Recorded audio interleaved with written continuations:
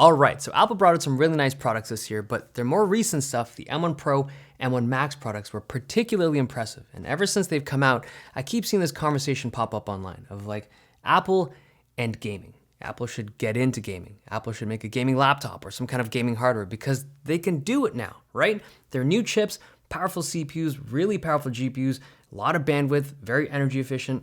They have all the ingredients right in front of them to make something that would be not just competitive, but could beat a lot of the modern consoles and gaming laptops out there right now. So why haven't they done it? Why haven't they made that push for gaming?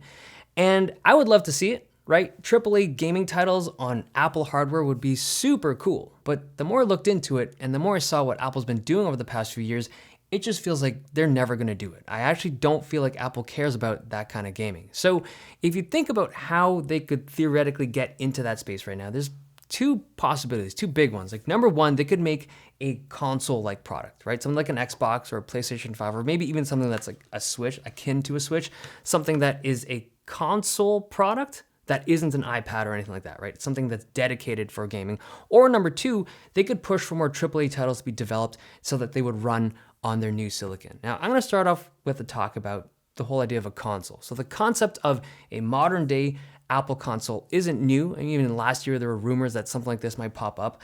You can imagine a box like Apple TV Max or something, and you stuff it with Apple Silicon. It's very compact, super powerful for its size, 10 teraflops in this small little box. The idea of that is really neat, but that's just not what consoles are about, right? Consoles are supposed to be these inexpensive devices that you sell at potentially a loss to as many people as you can, and you make money off the games that you sell those, right? That's how Microsoft does it, that's how Sony does it, that's how Nintendo does it, that's how the entire console industry works right now.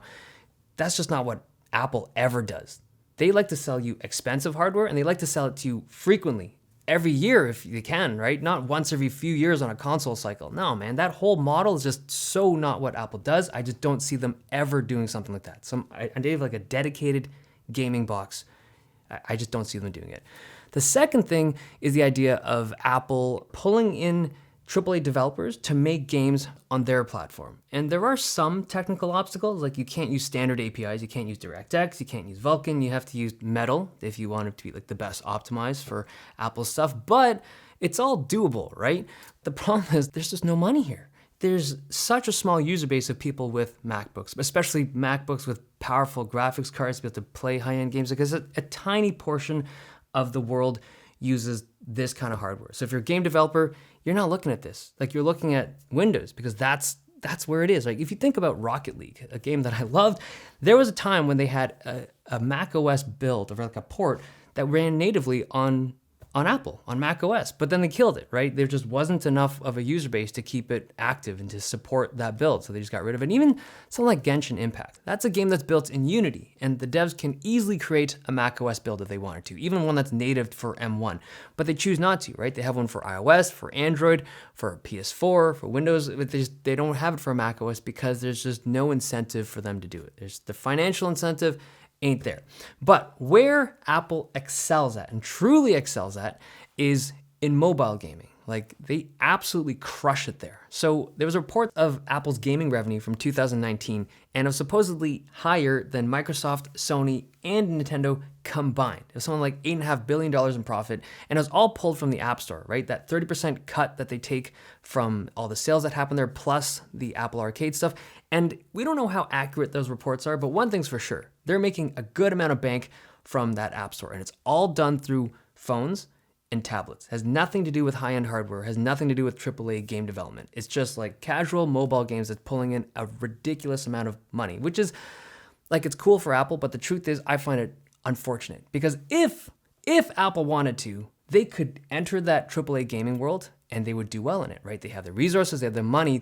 They would just take a few years, pull in some developers, set up a program, make it easier for devs to work on, like they could crush it, but they choose not to. Why? Because this stuff does not make money. Like that high-end AAA gaming, it's just so much less money than the microtransactions and the free-to-play models and like all the mini casual games that they sell in the App Store.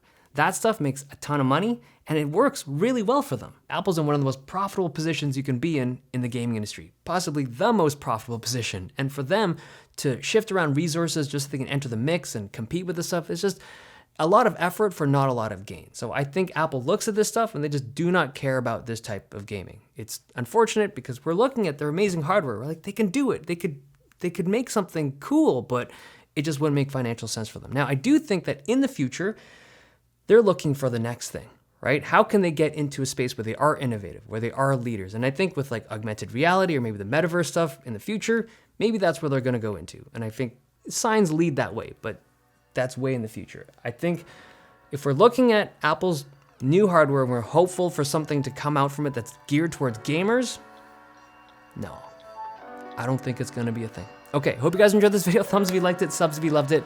I'll see you guys next time.